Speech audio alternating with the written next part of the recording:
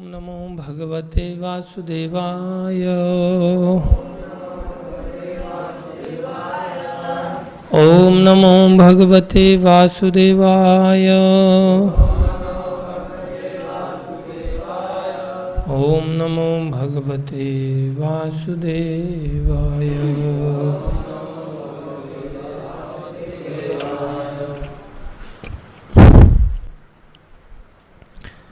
ओम नमो भगवते वासुदेवाय।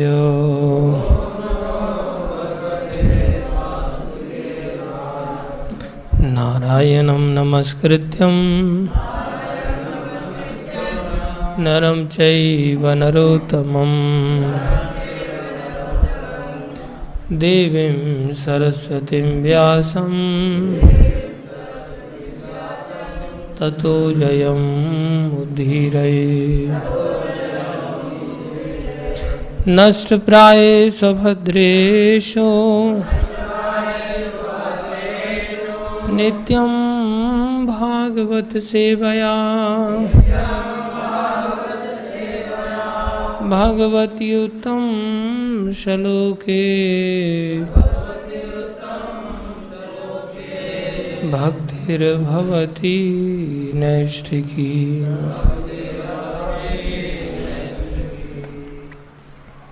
श्रीमद् भागवतम स्कंद 1 अध्याय 17 श्लोक संख्या 16। राज्ञो हि परमो धर्मः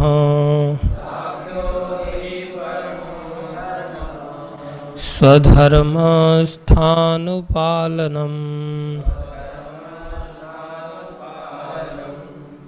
शाश्वतो अन्यान् यथा शास्त्रम्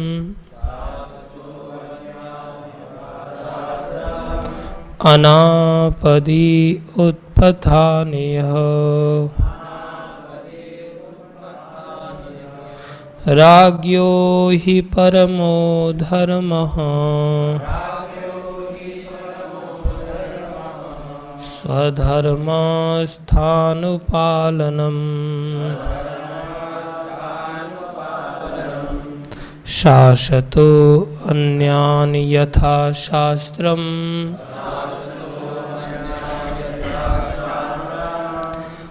अनापदि उत्पथानेह। राज्ञो हि परमो धर्मः स्वधर्मस्थानुपालनम् शाश्वतो अन्यान् यथा शास्त्रम्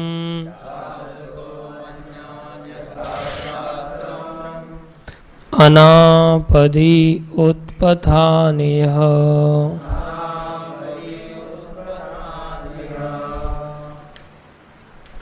पढ़ो।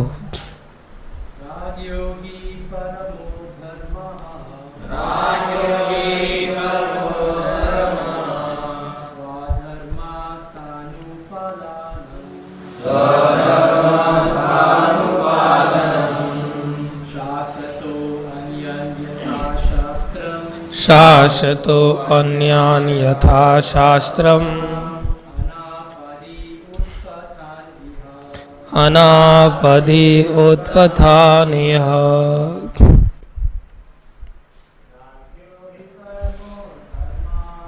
राज्ञो हि परमो धर्मः स्वधर्मस्थानुपालनम् शाश्वतो अन्यान् यथा शास्त्रम् अनापदि उत्पथानेह।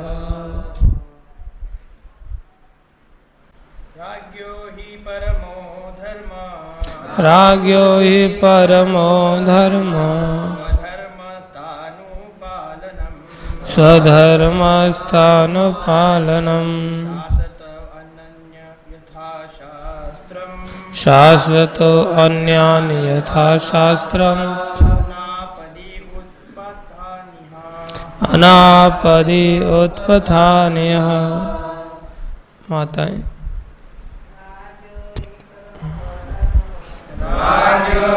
परमो धर्मः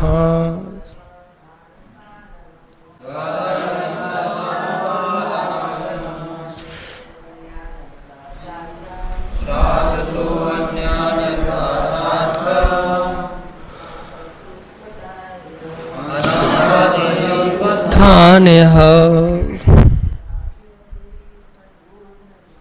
राज्ञो हि परमो धर्मः स्थानुपालनम्।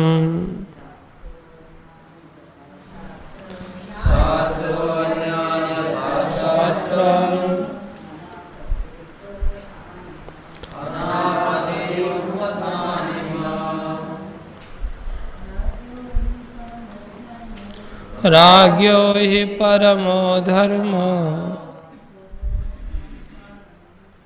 धर्मस्थानुपालनम्। शाश्वतो अन्यानि यथा शास्त्रम् आपदानुतानि। शब्दार्थ राज्ञ राजा का ही निश्चय ही परम धर्म परमः परम धर्म वृत्ति परक कर्तव्य स्वधर्मस्थ अपने नियत कर्म के प्रति आज्ञाकारी अनुपालनम सदैव शरण देने वाला शाश्वतः शासन चलाते हुए अन्यों को यथा जिस तरह शास्त्रों के अनुसार अनापदि बिना खतरे के उत्पथान पथभ्रष्ट व्यक्ति यह एक प्रकार से। अनुवाद शासक का यह परम धर्म है कि कानून पालन करने वाले व्यक्तियों को सभी प्रकार से संरक्षण प्रदान करे और जो सामान्य दिनों में जब आपातकाल नहीं रहता शास्त्रों के अध्यादेशों से विपत हो जाते हैं उन्हें दंड दे। तात्पर्य अर्चनीय मंदनीय प्रातः स्मरणीय श्रील प्रभुपाद जी द्वारा। श्रील प्रभुपाद की जय। कृपा करके ध्यान से सुने, मैं पूछूंगा सभी से। शास्त्रों में आपद धर्म का उल्लेख है जिसका अर्थ होता है असामान्य घटनाओं के समय का कर्तव्य। कहा जाता है कि किसी असामान्य भयावह परिस्थिति में ऋषि विश्वामित्र को कुत्ते का मांस खाना पड़ा था।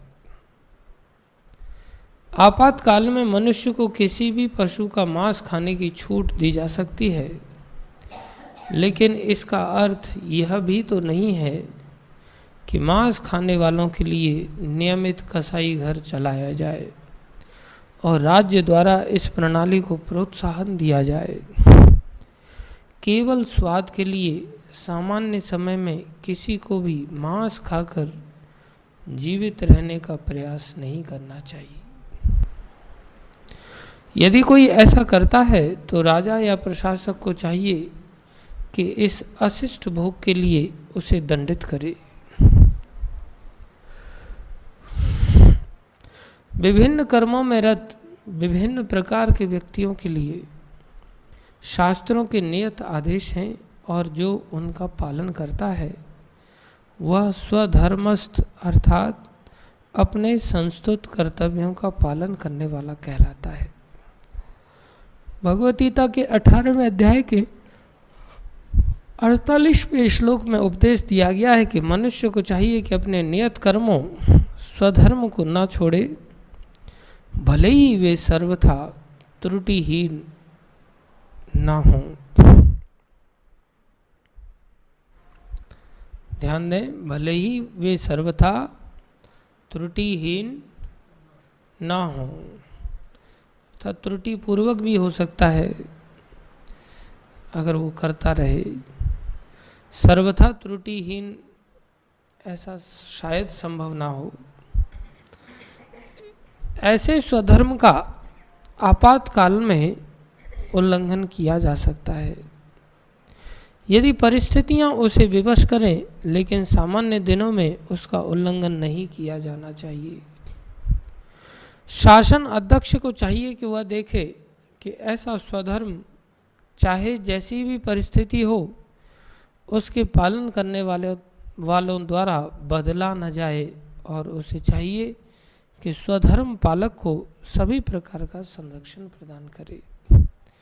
उल्लंघन करने वाले को शास्त्रों के अनुसार दंड देना चाहिए, और राजा का धर्म है कि वह देखे कि प्रत्येक व्यक्ति शास्त्रों में नियत स्वधर्म का कड़ाई से पालन करता है। ओम अज्ञानं तिमिरन्धस्य ज्ञानाञ्जनशलाकया चक्षुरुन्मीलितं येन तस्मै श्रीगुरुवे नमः। श्रीचैतन्यमनोभीष्टं स्थापितं येन भूतले स्वयं रूपकदा मह्यं ददाति स्वपदान्तिकं। वन्देऽहं श्रीगुरु श्रीयुतापदकमलं श्रीगुरुन् वैष्णवांश श्रीरूपं साग्रजातं सहगना रघुनाथान्वितं तं सजीवं साद्वैतं सावधूतं परिजनसहितं कृष्णचैतन्यदेवं श्रीराधाकृष्णपदान् सहगना ललिता श्रीविशाखान्वितांश्च। हे कृष्ण करुणा सिंधु दीनबंधो जगत्पते गोपेश गोपीकांत श्रीराधाकांत नमस्तुते। तप्त कांचन गौरंगी राधे वृंदावनेश्वरी वृषभानुसुते देवी प्रणमामि हरिप्रिये। वाञ्छाकल्पतरुभ्यश्च कृपा सिन्धुभ्यैव च पतितानां पावनेभ्यो वैष्णवेभ्यो नमो नमः। जय श्री कृष्ण चैतन्य प्रभो नित्यानंदा श्री अद्वैत गदाधर श्रीवासादि गौर। हरे कृष्णा कृष्णा कृष्णा हरे हरे, हरे राम राम राम हरे हरे। हरे कृष्णा कृष्णा कृष्णा हरे हरे, यहीं कर ले। हरे राम राम हरे हरे। कृष्णा कृष्णा कृष्णा हरे हरे, हरे राम राम हरे हरे। कहाँ जा रहे हैं मोहन जी?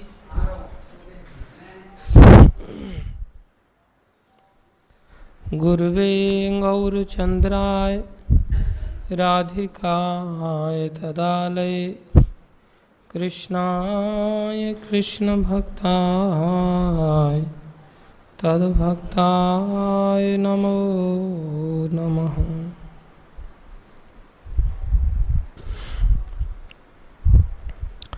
यस प्रवीण प्रभु, क्या समझाया गया इसमें?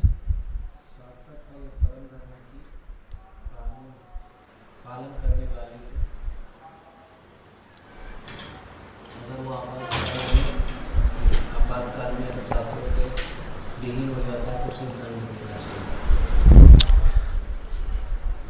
फिर से बताओ। शासक को चाहिए कि जो अच्छे से शास्त्रों के अनुसार पालन न करेंगे उसे दंड देना चाहिए। और आपातकाल की क्या बात कर रहे थे?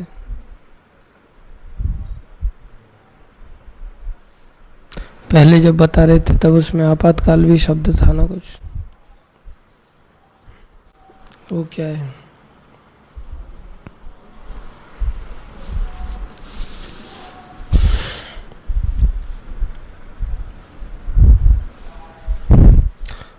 रघु कुमार जी।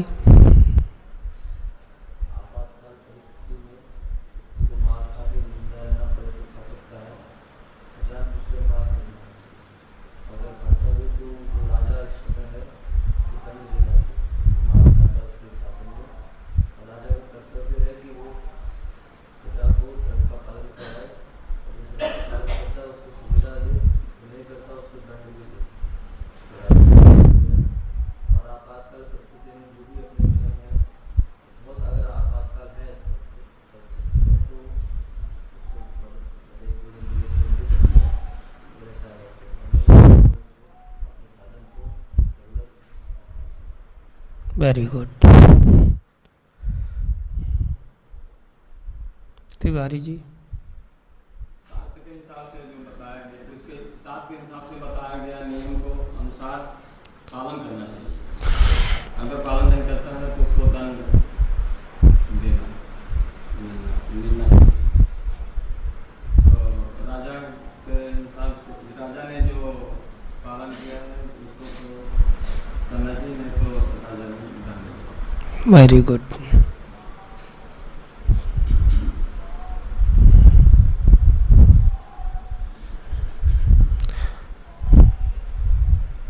जनार्दन प्रभु।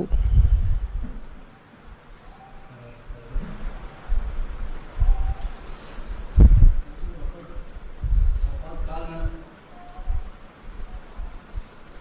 निभा दिए मांस में खाना पड़े तो खा सकते हैं।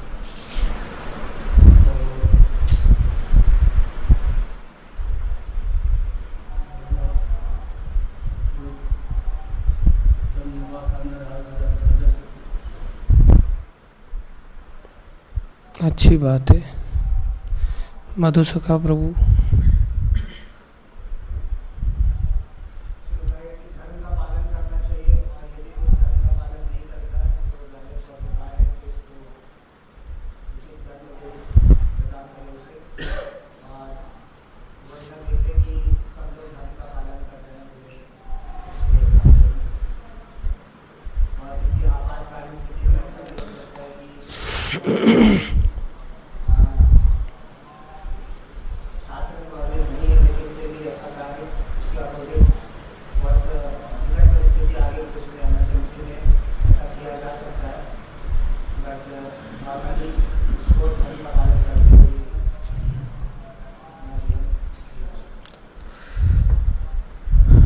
Very good. आप बताइए बसंत प्रभु। आपातकालीन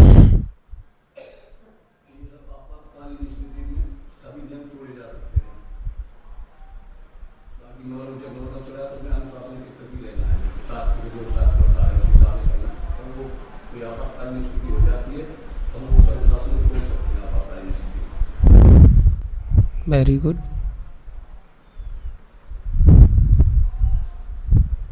यस अनुराधा। बाद में बताइए, क्लास अभी चल रही है, बाद में बताइए।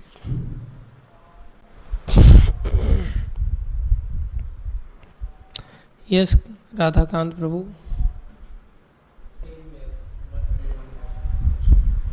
ओके,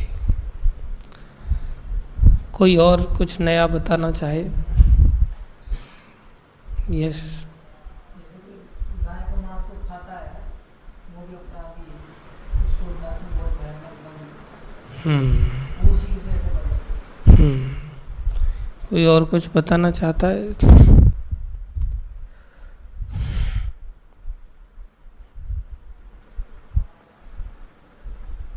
आप कुछ कहना चाहेंगे?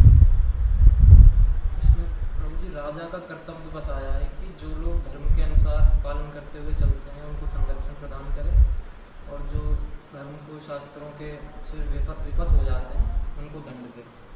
और दो शब्द इसमें आए, एक आपद धर्म के बारे में बताया है कि हमको हर स्थिति में धर्म के अनुसार ही चलना है, और जो आपातकालीन स्थिति है उसके लिए भी शास्त्रों में नियम बताए गए हैं कि उसमें कैसे कैसे आपको छूट दी जाती है।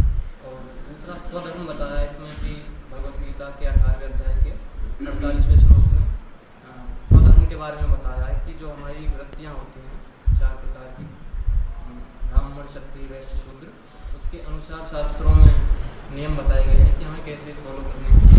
तो उस स्वधर्म के अनुसार हमें चलना है, और आपातकालीन में जो नियम बताए गए हैं उसके हिसाब से चलना है।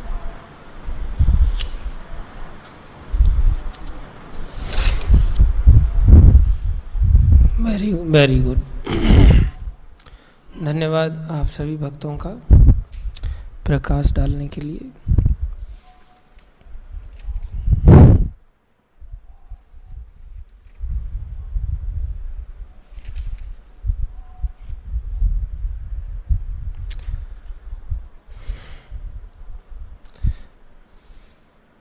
सभी से निवेदन है, कृपा पूर्वक ध्यान से सुने।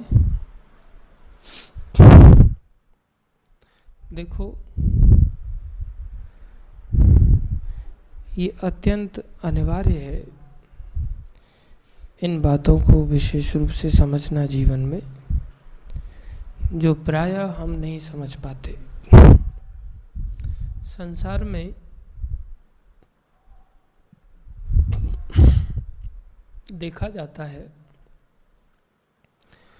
कि कुछ लोगों को जेल में डाला जाता है। जेल में एक समूह इकट्ठा हो जाता है, तो जेल में प्रायः उन लोगों को डाला जाता है जो राजा के नियम कानूनों का पालन नहीं करते, और जेल में उनसे कड़ाई से पालन कराया जाता है। या कई बार ऐसा देखा जाता है जो डिस्टर्बिंग एलिमेंट्स होते हैं, जो पालन करने वाले होते हैं, उन लोगों को वो लोग डिस्टर्ब करते हैं। खुद तो पालन करते नहीं हैं, दूसरों को भी पालन करने में बाधाएं देते हैं। तो ऐसे लोगों को जो पालन कर रहे हैं उनको संरक्षण प्रदान करने के उद्देश्य से ऐसे लोगों को वहाँ से हटा करके दूसरी जगह डाल दिया जाता है। उससे क्या होता है, जो बाहर का समाज है वो शांतिपूर्वक जीता है, और जो लड़ाई करने वाला स्वभाव रखने वाले लोग हैं उनको एक जगह रख दिया जाता है। बोले आपस में तुम लड़ना ही है तो लड़ के मरो, लेकिन जो पालन कर रहे हैं कम से कम उनको डिस्टर्ब मत करो। दूसरा, उन पर अनुशासन भी कराया जाता है कि शायद तुम सुधर जाओ तो तुम्हें फिर से उन लोगों के साथ में डाल दिया जाएगा। तो उनकी इच्छा की पूर्ति करने के लिए भी उनको जेल में डाला जाता है कि तुम्हें लड़ना ही है तो यहाँ लड़ो, वो लड़ने की जगह नहीं है। आपस में कैदी लोग लड़ाई लड़के मर जाते हैं तो कोई देश में बहुत उथल पुथल नहीं होती। 2 मर गए, 4 मर गए, 10 मर गए, कोई बड़ी बात नहीं, सब ऐसे ही थे मरने मारने वाले। लेकिन बाहर अगर कहीं दंगे हो जाते हैं तो वो विचारने की बात हो जाती है, गंभीर लिया जाता है, गंभीरता से लिया जाता है, क्योंकि बाहर में एक चैनल में चलते हुए लोग अपना जीवन जीते हैं जो कि उनको सुखदायक बनाता है। ऊट पटांग जो जीवन है वो सुखदायक नहीं बनाता। तो जो भगवान का धाम है, भगवान का धाम में सब लोग एक चैनल से जीवन जीते हैं, क्योंकि वहाँ सत्ता 2 नहीं है, वहाँ सत्ता कितनी है? 1 है। 2 ईश्वर हो भी नहीं सकते। इसलिए एक ईश्वर है तो उनके एक ही नियम कानून चलते हैं, वो ज़्यादा अच्छा रहता है। जैसे कहा जाए, बोले एक देश एक कर व्यवस्था, एक देश एक ही टैक्स कलेक्शन की व्यवस्था। ऐसा नहीं कि इस एरिया में अलग व्यवस्था, इस एरिया में अलग व्यवस्था, इस एरिया में, वो थोड़ा कठिन हो जाता है। तो एक संसार, आध्यात्मिक जगत, उसमें एक ही परमेश्वर है। कौन है वो? भगवान श्री कृष्ण, जो सबकी इच्छाओं को ध्यान में रखते हुए सबको एक चैनल में चलने का एक हिदायत देते हैं, और सब चैनल में चलते हुए अपनी इच्छाओं की पूर्ति कर सकते हैं। जैसे मोदी का संसार, मोदी का सरकार, तो एक चैनल में सब लोगों को चलना होता है। एक व्यक्ति के निर्देशन में आगे विभाजन होते हैं, लेकिन इवेंचुअली एक ही व्यक्ति का शासन माना जाता है। उसके आधार पर ही कुछ नियम कानून बनाए जाते हैं। उन नियम कानूनों का जो लक्ष्य है, क्या है लक्ष्य? उस राजा की प्रसन्नता। क्या है लक्ष्य? राजा की प्रसन्नता। और राजा का लक्ष्य क्या है? प्रजा की प्रसन्नता। अर्थात दोनों एक दूसरे की प्रसन्नता के लिए कार्य करते हैं। प्रजा के बिना राजा नहीं संसार चला सकता, और राजा के बिना प्रजा नहीं सर्वाइव कर सकती। तब एक वातावरण बड़ा सुंदर और सुखमय बन जाता है। वहाँ पर इनमें से कोई भी अगर भ्रष्ट होता है तो परिणाम अच्छे नहीं होते। तो आध्यात्मिक जगत के राजा कौन हैं? भगवान श्री कृष्ण। वो कैसे हैं? कैसे हैं? अनंत गुणों के भंडार हैं। कैसे हैं? अनंत गुणों के भंडार हैं। कोई उनके गुणों को गिन नहीं सकता। तो गुण सुखदायक होते हैं या दुखदायक होते हैं? सुखदायक होते हैं। तो वो खुद कैसे हैं? सबके लिए सुखदायक हैं। अवगुण से दुख मिलता है या सुख मिलता है? बेवकूफ़ों को सुख मिलता है, बुद्धिमानों को दुख मिलता है। अरे बेवकूफ़ों को भी दुख मिलता है, लेकिन उनको भ्रमवश ऐसा लगता है कि मेरे को क्या मिल रहा है? सुख मिल रहा है। मूर्ख हो या बुद्धिमान हो, सबको दुखी रहना पड़ता है अवगुणों के कारण। तो भगवान में तो अवगुण आने की संभावना भी नहीं है, क्योंकि भगवान विभु हैं, विशाल हैं, हर चीज़ के समुद्र हैं, अनंत गुणों के सागर हैं। हम कैसे हैं? अणु हैं। हम कैसे जीव हैं? अणु हैं। हमारे अंदर भी भगवान के गुण हैं, लेकिन कितनी मात्रा में है? थोड़ी थोड़ी मात्रा में है।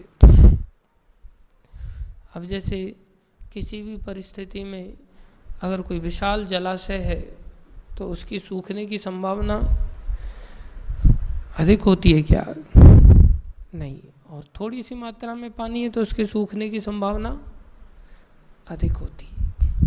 तो हमारे गुण कई बार परिस्थितिवश नष्ट भी हो जाते हैं। अवगुणों को हम प्राप्त हो जाते हैं, सहज रूप से प्राप्त हो जाते हैं। भगवान नहीं होते, हम प्राप्त हो सकते हैं। हमें छोटी सी स्वतंत्रता प्राप्त है, भगवान को भी स्वतंत्रता प्राप्त है। भगवान को विशाल स्वतंत्रता है, हमें छोटी स्वतंत्रता है।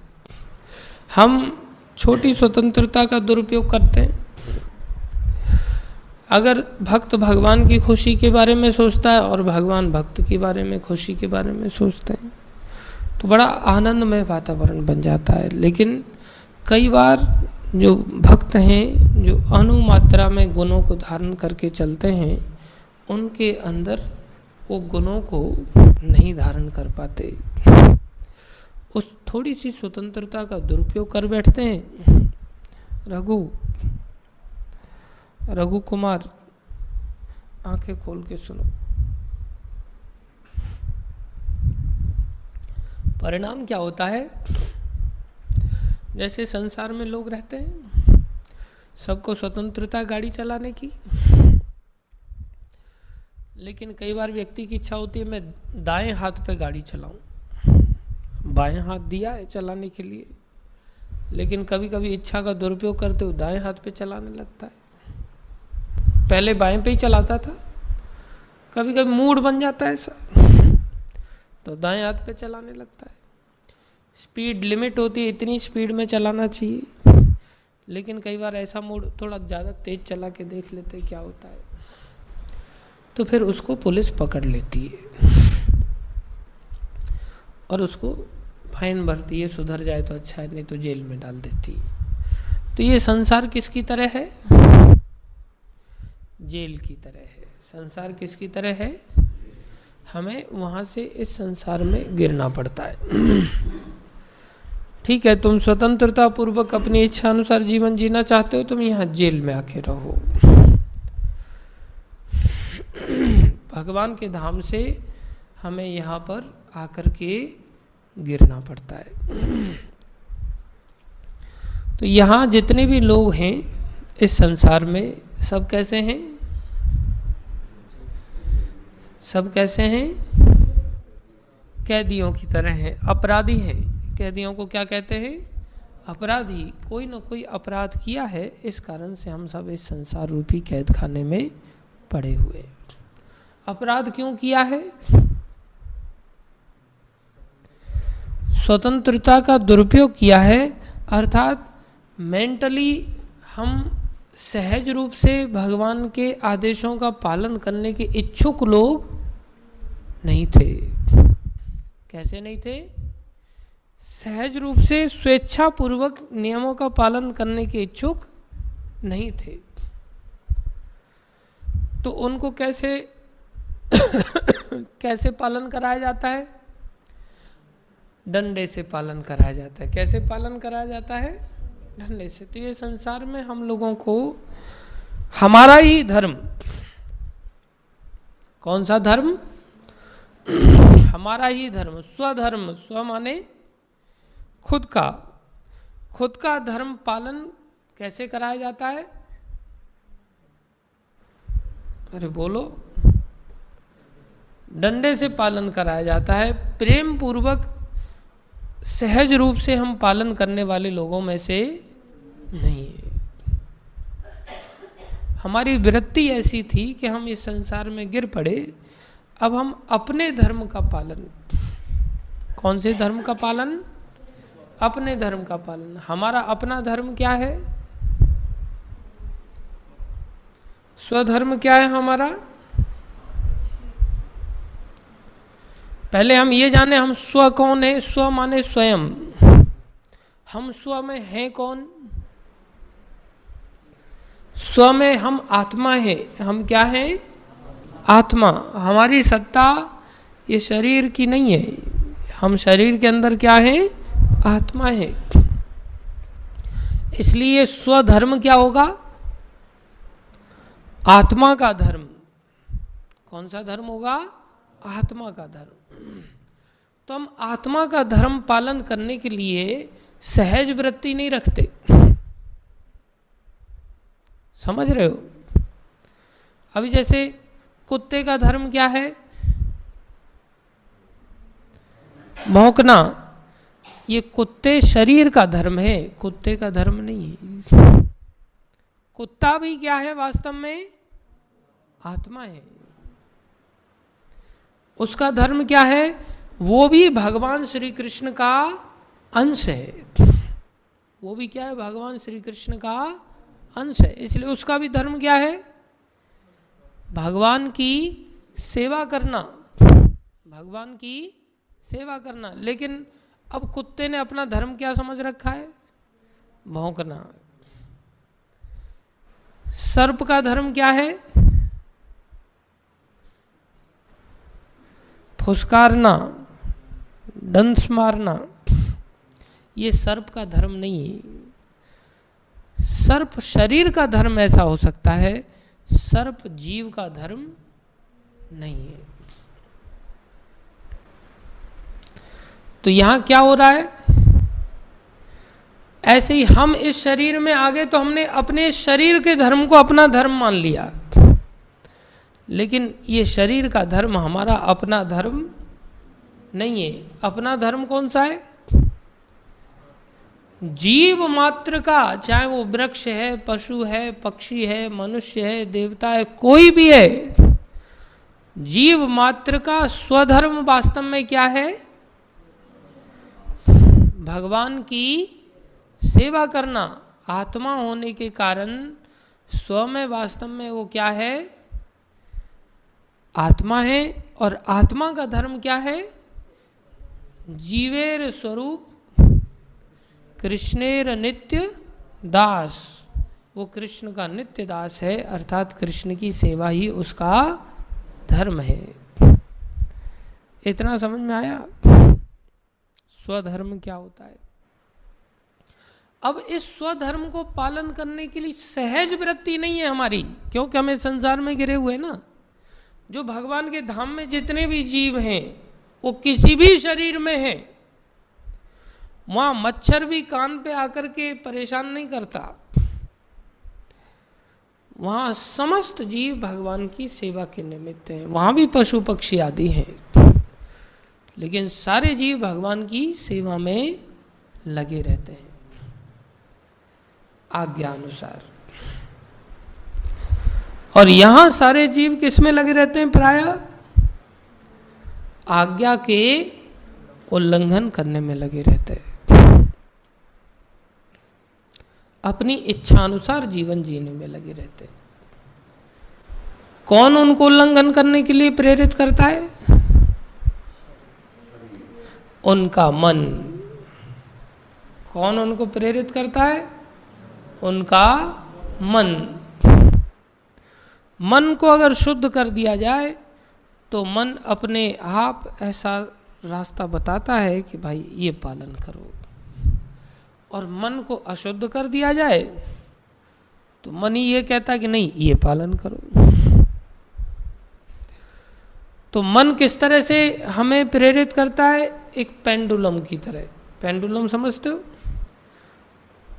जैसे कुछ घड़ी होती है, उसमें ऐसे नीचे घूमता है, तो ऐसे जाएगा तो एक पीक पर जाते फिर वो ऐसे आने लगेगा, फिर इधर जाएगा तो इस पीक पे आते फिर इधर जाएगा। समझ रहे हो? ऐसे मन करता है।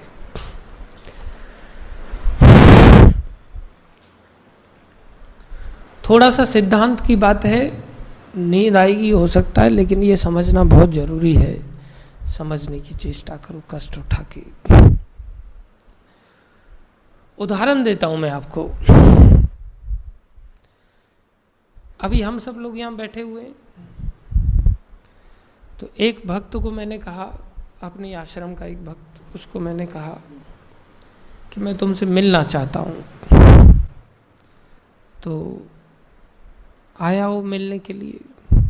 मैंने कहा अभी समय नहीं है, समय होगा तब मैं मिलूँगा।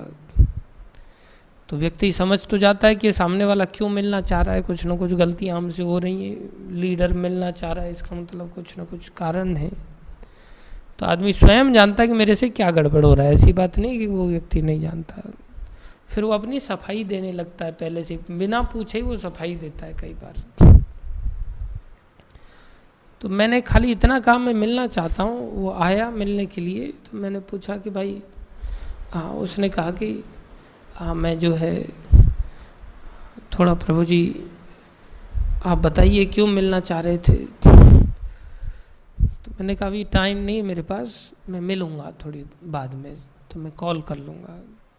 तो खुद से बोलने लग गया कि प्रभु जी क्या है कि मेरे बच्ची पैदा हुई है, बालक, मतलब मेरी पत्नी के, तो वो रात भर सोती नहीं है, जागती रहती है, सुबह में आकर के सोती है। इसलिए क्या है कि मैं मंगल आरती नहीं आ पा रहा हूँ। मैंने पूछा नहीं, मैंने कुछ चर्चा नहीं की, खुद से ही अपनी ओर से ऐसा बता रहा है। उसके मन को ऐसा लग रहा है ना कि शायद ये मुद्दा हो सकता है। तो बोले इस कारण से मैं मंगल आरती नहीं आ पाया। तो बोले अच्छी बात है, मैंने केवल इतना ही कहा, मैंने ये भी नहीं कहा, कुछ समझाया भी नहीं, कुछ नहीं। और फिर आज वो आ गया मंगल आरती में। तो प्रश्न उठता है कि मैंने तो कुछ कहा नहीं कि भाई तुम आओ या मत आओ, नहीं, मैंने गलती को पॉइंट आउट किया, कुछ बात ही नहीं की। फिर आज बच्ची कैसे रात भर सो गई, आज कैसे उसको ऐसा समय मिल गया कि उसको अंदर से ऐसा लगा कि नहीं मुझे मंगल आरती जाना चाहिए। अर्थात संसार में जीते जीते किसी ने थोड़ा सा पिंच कर दिया तो संसारिकता से मन किधर घूमने लग गया, पेंडुलम घुमा अभी किस ओर, भक्ति की ओर। सोचा चलो मंगल आरती चले जाते हैं, तो आ गया मंगल आरती। अब आज कैसे बच्ची संभल गई, आज कैसे शरीर ने स्वीकार कर लिया कि चलो नींद को त्याग करके थोड़ा मंगल आरती कर लेते हैं। ये एक उदाहरण। ऐसे ही भक्ति करने वाले लोगों के मन को भी पिंच करती हैं कुछ चीजें, उसका भी एक उदाहरण देता हूं आपको। अपने ही आश्रम में कई सारे भक्त लोग रहते हैं, सब भक्ति कर रहे हैं, आराम से प्रेम से भक्ति कर रहे हैं, कमरे में रह रहे हैं आराम से, भगवान का जैसा सुविधा है कोई दिक्कत नहीं। अचानक से किसी बच्चे का फोन आ जाता है कि आपको गर्मी में वहां बड़ा कष्ट हो रहा होगा,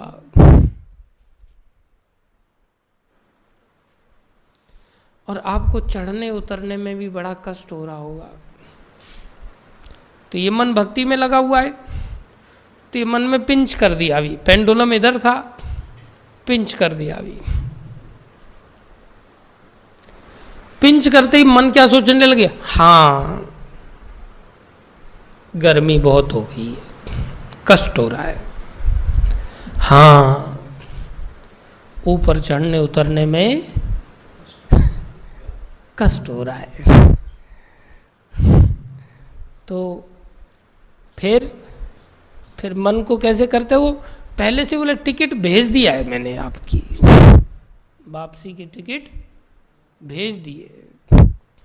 तो फिर ये मन अपने आप को कहेगा कि एकदम से आज्ञा का उल्लंघन नहीं कर सकते, आज्ञा में रहते हुए मेरी टिकट है प्रभु जी। और वही भूमिका बनाएंगे जो उसके मन के लिए भूमिका बनाई थी उसके बच्चे ने, वही भूमिका। एक्चुअली में थोड़ा गर्मी बढ़ गई है ना अभी, और जब वही औलाद चिता में जलाएगी तब कहेंगे गर्मी लग रही है, तब नहीं एहसास होगा। अरे ये शरीर के धर्म है, गर्मी लगना, ठंडी लगना, बरसात होना, ये होना, वो होना। लेकिन हम शरीर में इतने घुस जाते हैं कि हम स्वधर्म का पेंडुलम की तरह घूमते घामते पालन करते हैं अथवा त्याग करते हैं। गंगा गए गंगादास, यमुना गए यमुनादास। ये मन एकदम खतरनाक है।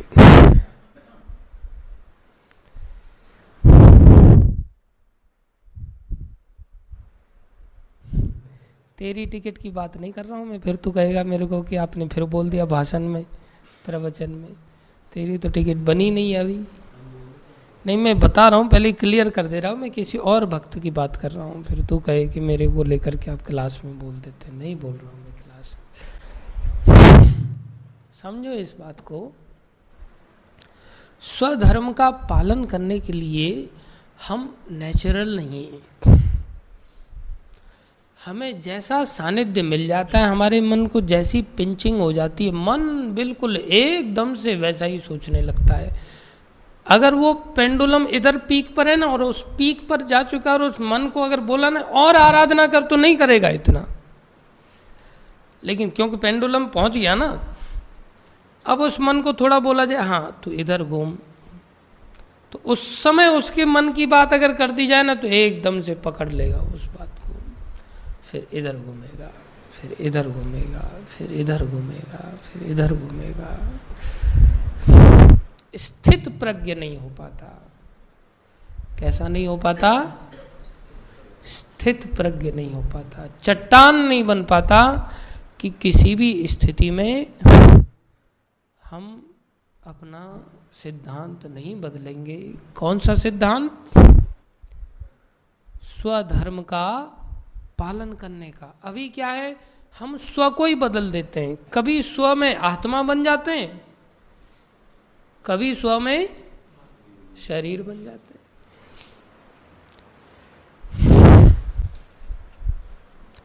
नेचुरली शाश्वत वृत्ति नहीं है, सहज वृत्ति नहीं है। सहज वृत्ति हो जाए तो बोलना भी ना पड़े, अपने आप आदमी करे, उसको कितना आनंद आएगा। उसको सिद्ध कहते हैं।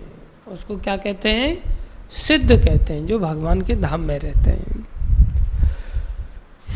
वहां सब सिद्ध लोग रहते हैं, उनको कुछ करना पड़ता नहीं है। हमारी स्थिति क्या है? हमें करना पड़ता है। हमारे गिरगिट जैसी स्थिति है, रंग बदलते रहते हैं। एकदम से तो कभी ऐसा लगे ओहो ये तो सिद्ध का बाप है, एकदम महाभागवत वैष्णव है, कितनी भक्ति है इसके अंदर। यहाँ से कुसुम सरोवर तक चला जाता है, राधा कुंड तक चला जाता है। हाँ, बरसाने भेज दो तो 300 सीढ़ियाँ चढ़ जाएगा, फिर उस समय सीढ़ी से चढ़ने उतरने में दिक्कत नहीं होगी उसको।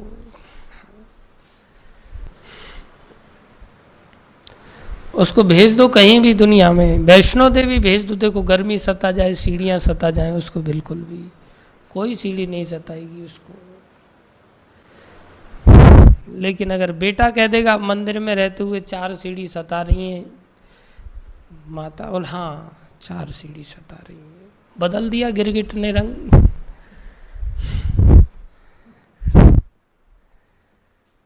किसी ने थोड़ा भाषण दे दिया, अरे कौन कहता है तुम आत्मा हो संसार में, कहाँ आसमान से टपके थे, माँ बाप ने भेजा इसलिए होली दीपावली घर पे आ जाया करो। बस चलो बोले घर पे चलो। अरे साधु लोग क्या 50-100 रुपये 500 रुपये पकड़ाते हैं क्या? कभी कभी नहीं पकड़ाते। चलो जाओ घर पे जाके भाई लोगों से 500 रुपये ले लो थोड़ा सा। हाँ, मंदिर में तो गुंजिया खाने को मिलता नहीं, चलो गुंजिया खा के आओ और कुछ लेके आओ, थोड़ा सा मार्केट में नंबर कमाओ, भक्तों के बीच में थोड़े नंबर कमा लो। ऐसे ही नहीं जाता मैं, भक्तों का सोच के जाता हूँ, वहाँ से कुछ लेके आता हूँ। ऐसे गिरगिट रंग बदलता रहता है। स्वधर्म में पक्का नहीं टिकता। और घर वाले भी हवा देते रहते हैं, क्योंकि घर वालों का भी पेंडुलम वहाँ पक जाता है, तो फिर घर वाले भी आते हैं फिर कभी मंदिर के लिए थोड़ा सा चलो। बहुत हो गया हम गुंजिया खाते खाते, हमारा जीवन थोड़ी आराधना भी करनी चाहिए, तो वो लोग भी आ जाते फिर थोड़े समय के लिए। ऐसा रंग बदलते बदलते ही जीवन प्रायः काफी व्यतीत हो जाता है।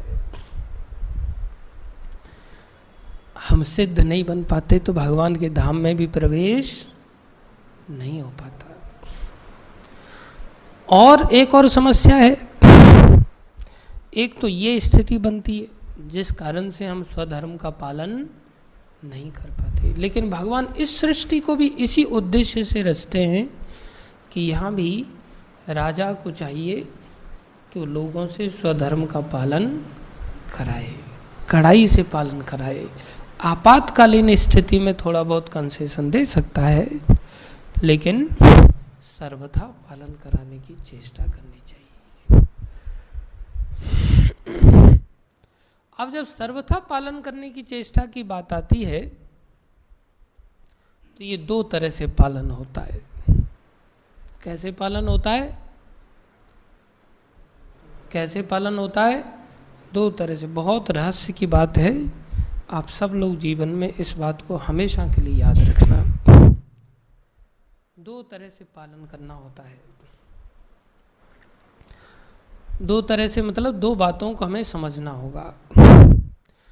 हम इस संसार में गिरे तो भगवान का हमें पालन करना चाहिए आदेश का, ये समझ नहीं थी तभी तो गिरे।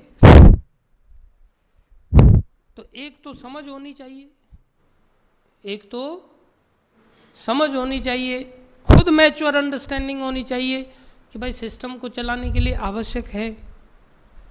हम अलग से सत्ता पैदा करेंगे अपनी तो कलह क्लेश बढ़ेंगे। एक म्यान में दो तलवारें तो अंदर एक साथ जा नहीं सकती, इसलिए ईश्वर तो एक ही रहेगा।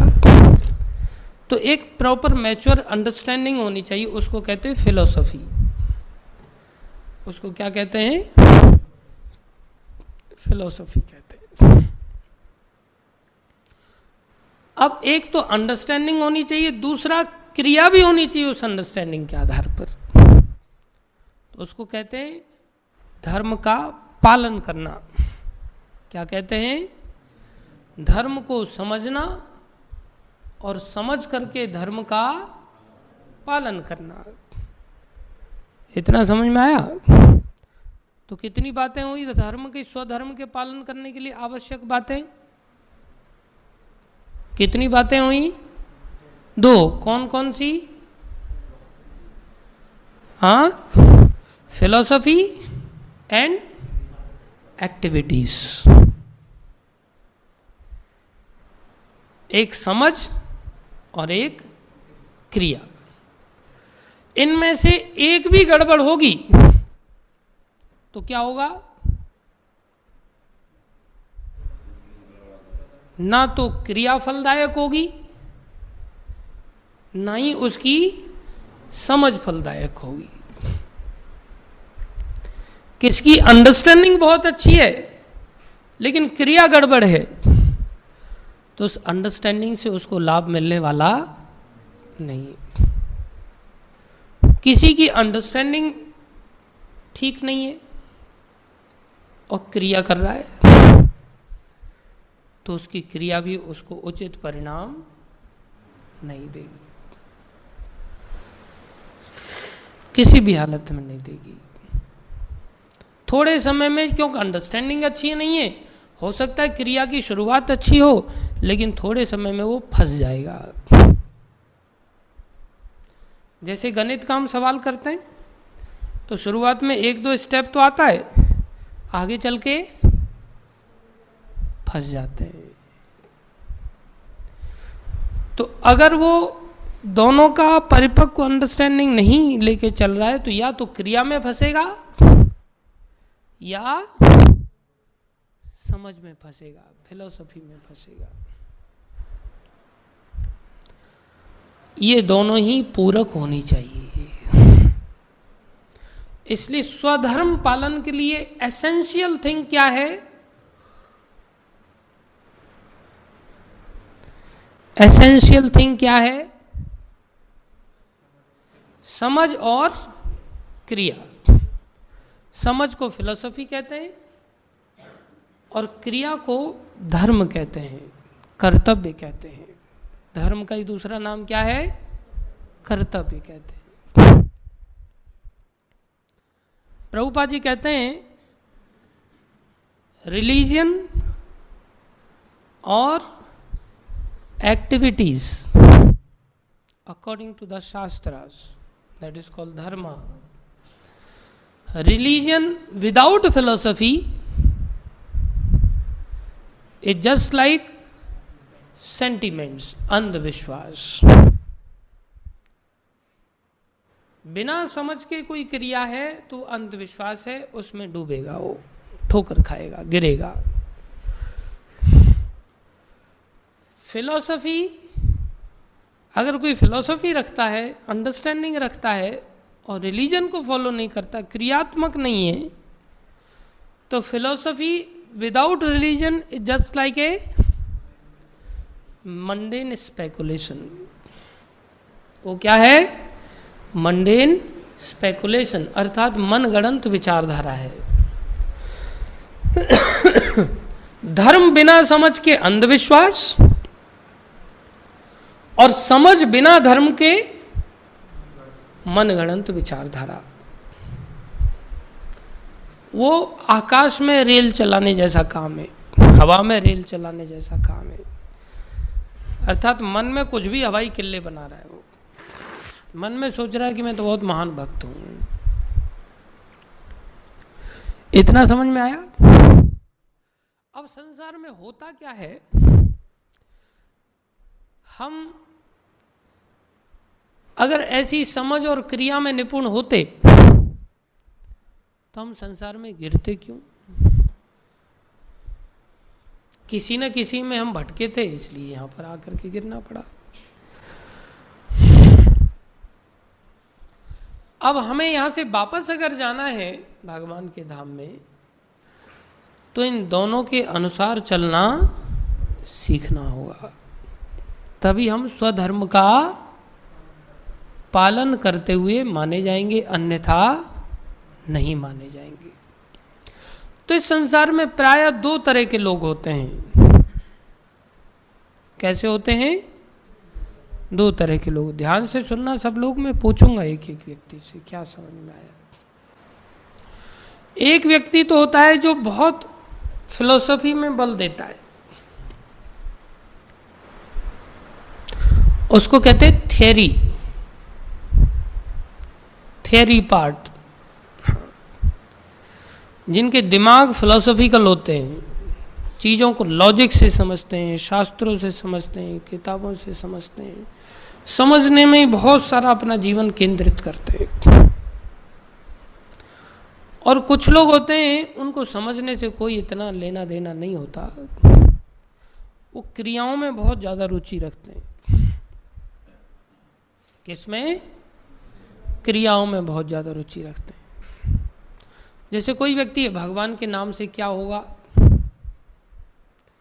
भगवान हैं क्या वास्तव में, हम क्यों भगवान की शरण ग्रहण करें, हैं तो कैसे हैं भगवान, भगवान है तो कौन है, उनका नाम क्या है, कृष्ण ही क्यों भगवान है, बाकी लोगों को क्यों नहीं भगवान कहा जाता है, इसको लोग इतना धाम क्यों कहते हैं, लोग क्यों इस पे माथा पटकते हैं, क्यों दंडवत मारते हैं इसमें, क्यों पैरों को फोड़ते छाले पाड़ते हैं। तो हर चीज में वो क्यों लगा करके उसकी खोज करते हैं। तो उनका दिमाग किस ओर चल रहा है? समझने को लेकर के, शास्त्रों को लेकर के, हर चीज में विज्ञान को लेकर के वो दिमाग में समझना चाहते हैं। समझ में आया? तो वो लोगों की रुचि किस में होती है? उनकी रुचि बहुत पढ़ने में होती है, सुनने में होती है। तरह तरह की किताबों का अंबार लगा रहेगा उनके पास, तरह तरह के उनके जीवन में स्पीकर्स होंगे, उन सब से इससे ये अच्छी चीज़ मिली नोट करेंगे, उससे वो अच्छा मिला नोट करेंगे, नोट करते करते करते करते वो खुद एक फिलोसोफर बनेंगे, थिंकर बनेंगे और एक नई किताब लॉन्च भी कर देंगे।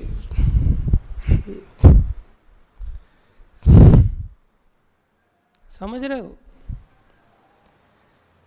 और मार्केट में इन लोगों को मोटिवेशनल स्पीकर भी कहा जाता है। फिर कई बार किताब से भी काम नहीं चलेगा तो स्पीकिंग चालू करेंगे फिर वो, और फिर समाज उनको क्या कहती है? मोटिवेशनल स्पीकर, जो दूसरों को मोटिवेट करते हैं। इनसे कौन मोटिवेट होते हैं? सेम उसी तरह के लोग मोटिवेट होते हैं जो फिलोसॉफिकल होते हैं, और ये उनके साथ कंपटीशन लड़ते हुए स्वयं को एक नया अवतार घोषित करते हैं। नया जनरेशन का एक नया लॉन्चिंग हो गई उनकी। इतना समझ में आया? दूसरे लोग होते हैं जो प्रैक्टिकलिटी को बहुत फोकस करते हैं, क्रियाओं को, समझ हो या ना हो उससे उनको कोई लेना देना नहीं होता। जैसे कथा में भी वो नाम जपेंगे, उनको नाम से बड़ा अचानक से क्रिया में ऐसी रुचि आ जाती है, नाम जपाओ उनसे, समझ है या नहीं ऐसे कोई लेना देना नहीं है, और थोड़े समय बाद वो फंस जाते हैं। तो नाम जपने में कुछ लोगों को नाम कीर्तन की क्रिया को पकड़ लेते हैं, और वो अलग अलग तान निकालते हुए कीर्तन करने में निपुणता का प्रदर्शन करते हैं, और ऐसा लगता है उनको यही सर्वश्रेष्ठ है, इसी से भगवान मिलेंगे, उनको ऐसा लगता है। कोई कहेगा क्लीनलीनेस ही सब कुछ है, बस रात दिन झाड़ू लगाते रहो, बस पोछा मारते रहो, साफ सफाई करते रहो। कोई कहेगा प्रचार ही सारे, किताब बांटते रहो, बस खोपड़ी में कुछ घुस रहा है नहीं घुस रहा है समझ क्या है, कोई लेना देना नहीं, सब किताब बांटते रहो। कोई कहेगा बस परिक्रमा ही सारे, बड़ा भक्त दुनिया में और कोई है ही नहीं, जो रात दिन हर समय परिक्रमा ही लगा रहा है, घूम रहा है, वही सबसे बड़ा परम भक्त है। कोई कहेगा एक भी मंदिर को फूल चढ़ाए बिना नहीं छोड़ रहा है, हर मंदिर में घंटा बजा करके समय पर फूल चढ़ा रहा है, बस यही परम भक्ति है। कोई कहेगा साधुओं को बस सेवा करते रहो, बस वही सबसे बड़ा धर्म है।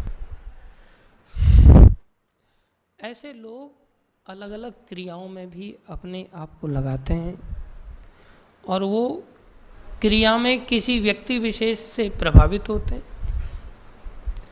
और किसी व्यक्ति विशेष से प्रभावित होकर के खुद अपने आप में विशेष व्यक्ति बनने का प्रयास करते हैं।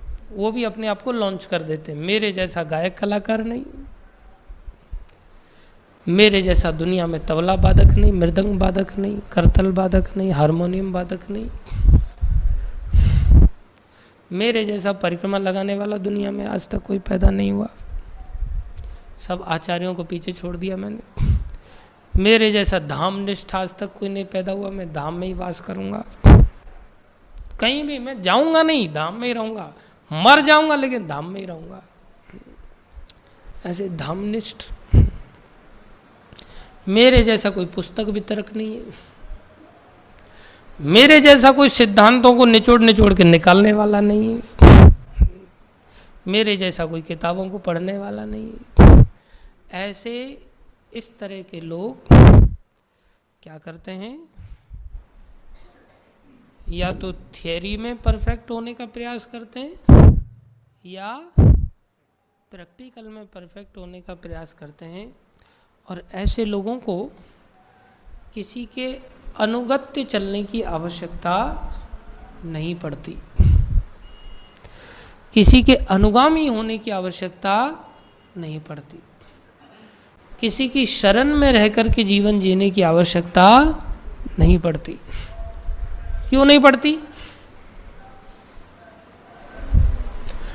क्योंकि अगर आपको कॉलेज में आपने देखा होगा, अगर थियरी सीखनी है तो आपके पास किताब है,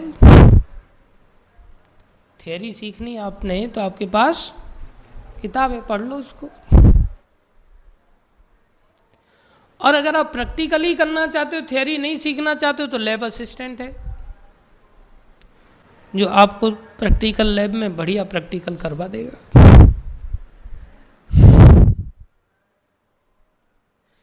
लेकिन लैब असिस्टेंट से थोड़े कंसेप्ट पूछो उसके बारे में, लैब असिस्टेंट बता पाएगा कंसेप्ट को? नहीं बता सकता। लेकिन प्रैक्टिकल कराने में निपुण है, लेकिन पीछे का कंसेप्ट नहीं है उसके पास।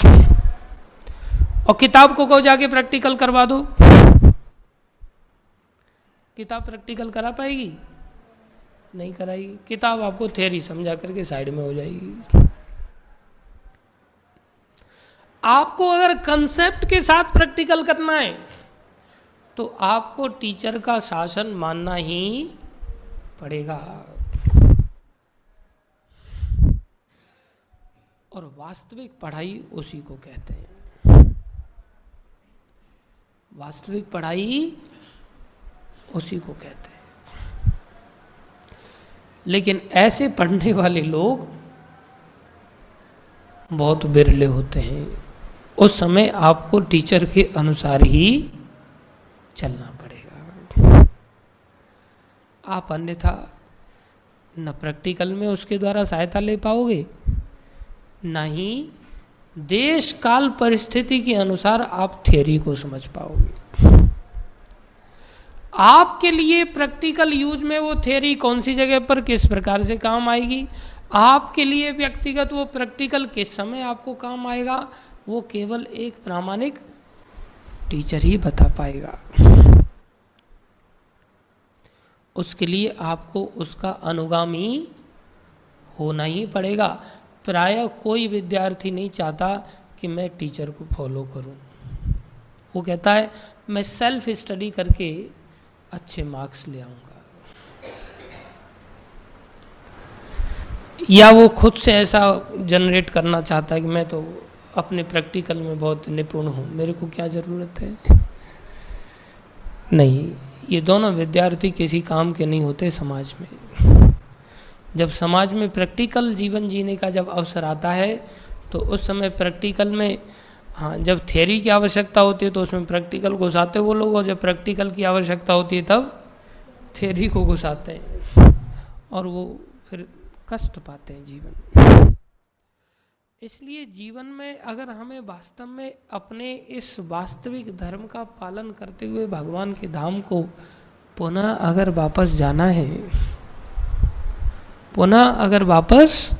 जाना है, तो ये निर्णय लेना ही होगा कि हमें किसी प्रामाणिक ऐसे रियलाइज्ड व्यक्ति का, जिसके पास थ्योरी भी हो और उसके पास प्रैक्टिकल भी हो, ऐसे वैष्णव का अनुगत्य लेना ही होगा। ऐसा व्यक्ति सर्वथा त्रुटिहीन ना रहे, ऐसा व्यक्ति अपने उस धर्म का पालन करने में सर्वथा त्रुटिहीन ना रहे, तो भी वो निश्चित सफल होगा। और अगर कोई व्यक्ति थ्योरी में सर्वथा त्रुटिहीन है, इतना परफेक्ट है, श्लोक लाइन से रटे हुए हैं उसको, प्रकाशानंद सरस्वती की तरह गंगा के ऊपर 100 श्लोक बुलवा लो फटाक से, या कोई प्रैक्टिकलिटी का बाप हो किसी भी क्रिया में, लेकिन वो व्यक्ति परफेक्ट होने के पश्चात भी कहीं नहीं पहुंच सकता। इसलिए स्वधर्म का पालन करने का अर्थ है हमें अपने जीवन को अपनी इच्छाओं के विपरीत किसी न किसी प्रामाणिक वैष्णव के चरणों में समर्पण करना ही होगा, करना ही होगा, करना ही होगा। केवल यही मार्ग है और कोई दूसरा मार्ग है ही नहीं। इसलिए भगवान ने भी घोषित किया, सर्वधर्मान परित्यज्य माम एकम शरणम व्रज। 48वें श्लोक में भगवान कह रहे हैं, सहजम कर्म कौन्ते, जिसका यहाँ वर्णन आता है, सदोषम अपि न त्यजेत। सहज कर्म तो आत्मा का होगा, सहज कर्म शरीर का नहीं हो सकता। बोले सहजम कर्म कौन्ते, हे कुंती नंदन, जो सहज कर्म है आत्मा के लिए उसको करो, सदोषम अपि, चाहे वो दोषों के साथ भी क्यों न किया जाए, न त्यजेत, उसको मत त्यागो। अर्थात आत्मा का धर्म, हम किसी वैष्णव के अनुगत्य में जीवन जी रहे हैं और उसमें अगर हमसे कोई दोष भी हो जाए तो भी उस धर्म में चलते रहो, तुम्हें सफलता मिलेगी। ऐसा मैंने देखा है गुरुजनों को। हाँ, एक भक्त का हमने किसी कार्य को लेकर के महाराज को शिकायत लगाया, वो दोषपूर्ण कार्य था। महाराज ने कहा कोई बात नहीं, कोई बात नहीं, उसको शरणागति में ले लो। Can you imagine?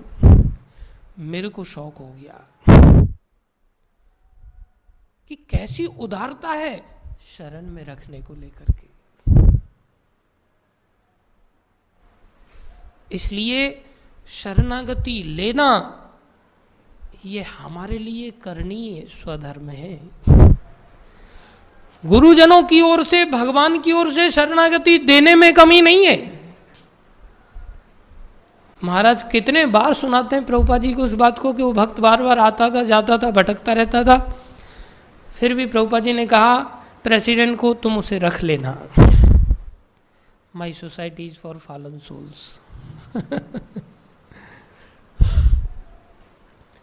दोष युक्त तरह से ही सही, लेकिन सहजम कर्म न त्यजेत। अब दूसरे दृष्टि से देखा जाए तो सहज कर्म तो हमारा खाना सोना है, फिर उसको मत छोड़ो, दोष युक्त ही सही। लेकिन आज वो हमारा आर्टिफिशियली जो बाहर से एडॉप्टेड जो धर्म है उसको हमने सहज बना लिया है, और आत्मा का जो सहज धर्म था वो असहज हो गया है। वास्तव में आत्मा का ही सहज धर्म है, और उसी में दोष होंगे। अगर जो चीज सहज हो जाती है प्राय, उसमें दोष क्यों होंगे? आत्मा का जो सहज धर्म है, जो अभी हमारे लिए कठिन हो गया है, इसलिए उसमें हम दोष युक्त जीवन जीने के लिए बाध्य हो जाते कई बार।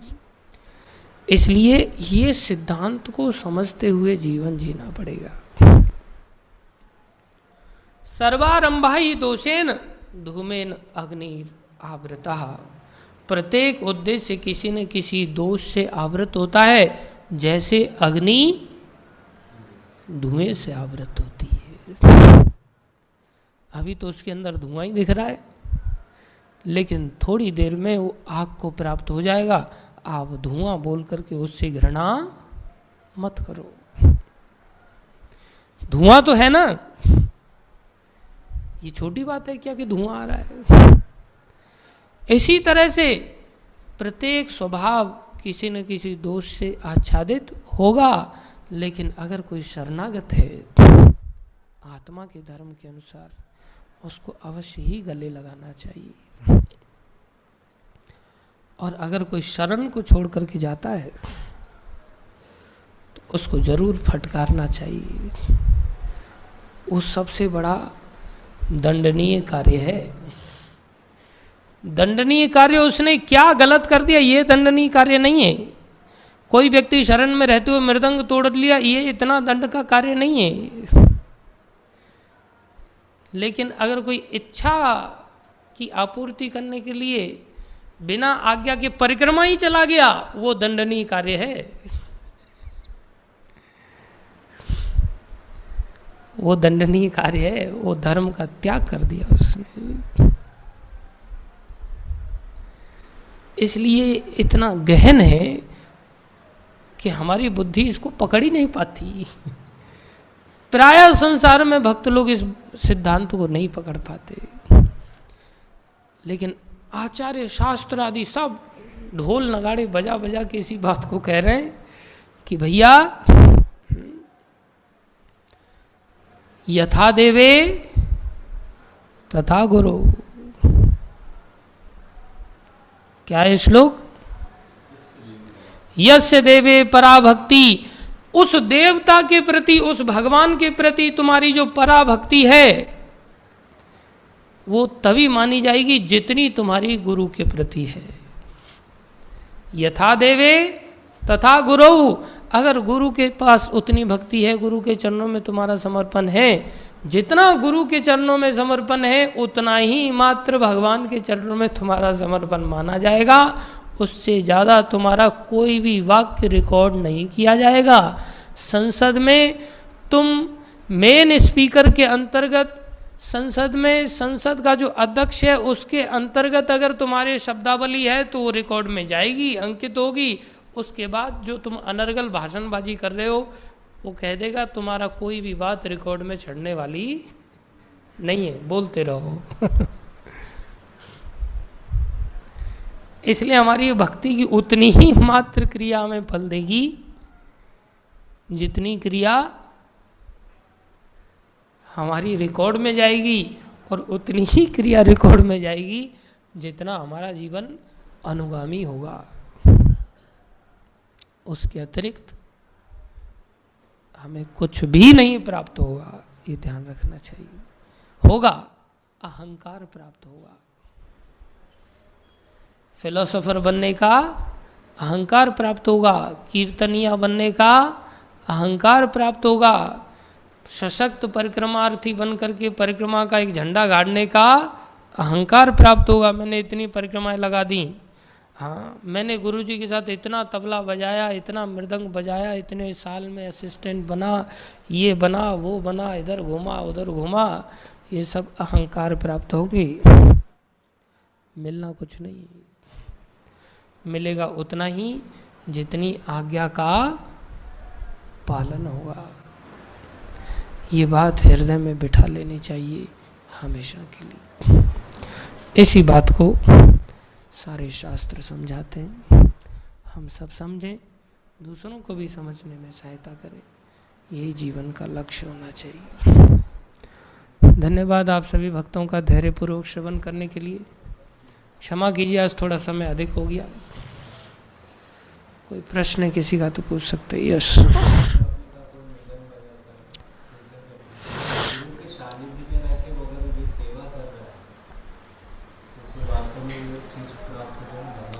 गुरु के सानिध्य में यदि आज्ञा में रहते हुए अगर वो सेवा कर रहा है, सानिध्य में रहते हुए भी सेवा से काम नहीं चलेगा, आज्ञा में रहते हुए सेवा कर रहा है,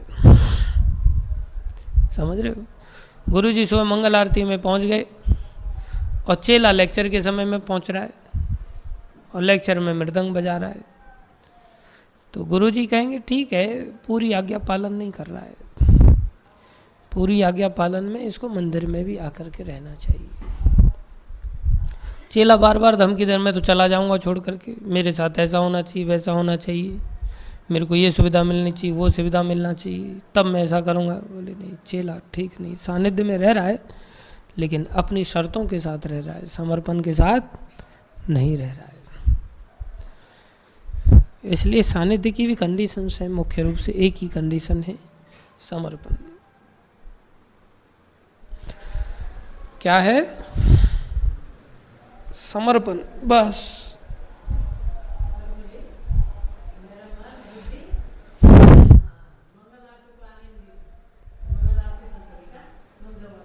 हाँ बराबर, हाँ इसके लिए अगोदर अभ्यास चाहिए जीवनामध्ये।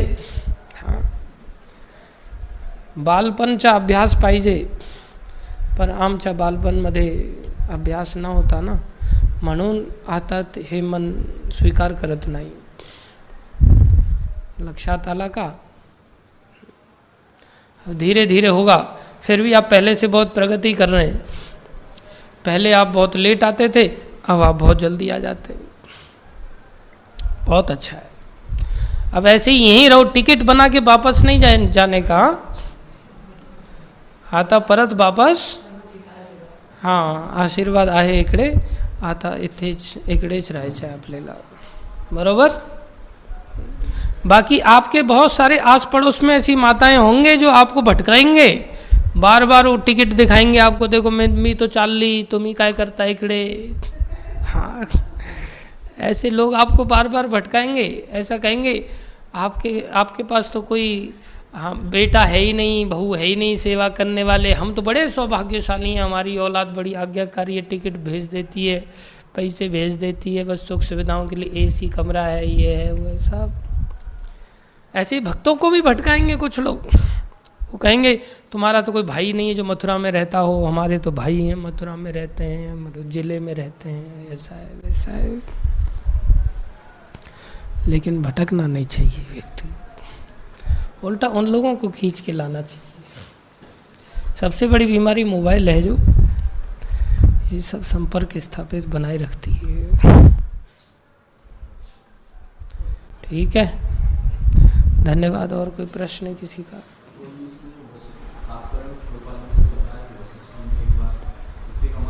विश्वामित्र मुनि ने ऐसी परिस्थिति बन गई थी कि वो मरने की स्थिति पे चले गए थे, तो उनको कुत्ते का मांस खाना पड़ा था। तो अगर कोई जीवन जीने के लिए ऐसी परिस्थिति में फंस जाए कि मरने ही की कगार पर चला जाए, जैसे कई बार फौजी लोगों की ऐसी स्थिति बन जाती है, उनको ऐसा ट्रेनिंग दिया जाता है कि भाई तुम किसी भी तरह से जीवन निर्वाह कर सकते हो देश की रक्षा के लिए। तो आपातकालीन स्थिति में ऐसा किया जा सकता है। अब जैसे कोई व्यक्ति ईमानदारी से ही बहुत पीड़ित है बुखार आदि से, तो उसको कंसेशन दिया जा सकता है, भाई मंगल आरती नहीं आए तो कोई बात नहीं, चलो। लेकिन जानबूझ करके कोई व्यक्ति अभी बहाना मारता रहे कि मेरे को दर्द था, मेरे को ये था। और आपातकाल देखो कैसा भयानक भयानक है। आज एक व्यक्ति को मैंने कहा भाई तू लेट क्यों था, तो बोलता आज मैं साबुन से नहाया, आपातकालीन स्थिति थी बोले। आज मैं साबुन से नहाया, इसलिए आपातकालीन स्थिति कंसीडर करते हुए मुझे छूट दी जानी चाहिए 10-15 मिनट की। कल बोलेगा मैं पानी से नहाया आज, क्योंकि रोज हवा से नहा के आता था, वायु स्नान होता था, आज मैं पानी से नहाया, तो छोटी बात है क्या। तो हमारा मन तो बहुत नीचे की ओर ले जाने के लिए तत्पर रहता है ना, इसलिए ऐसी बातें हैं। बिना आपातकाल के हम आपातकाल स्वयं बना लेते हैं, सेल्फ जनरेटेड आपातकाल। Thank you. और कोई प्रश्न है? राधाकांत प्रभु कोई प्रकाश डालिए। हाँ भैया, तेरा निचोड़ सुना।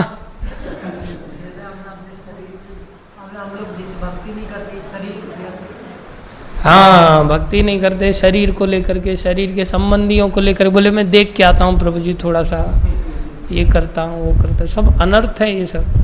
आज्ञा का उल्लंघन करते हैं, ये आज्ञा का उल्लंघन बड़ा खतरनाक है ये। हाँ, भक्ति नहीं करते तो मनुष्य शरीर को व्यर्थ में गंवा रहे हैं, पाप में लगा रहे हैं, बिल्कुल ठीक बात है। लेकिन ऐसा नहीं कि कभी कभी भक्ति को छोड़ के चले जाने का, आज्ञा का उल्लंघन करके, हाँ गड़बड़े हो। ठीक है। भागवत महापुराण की जय, श्रील प्रभुपाद की जय, श्री गुरु महाराज की जय, अनंत कोटि वैष्णव वृंद की जय, आप सब भक्तों की जय।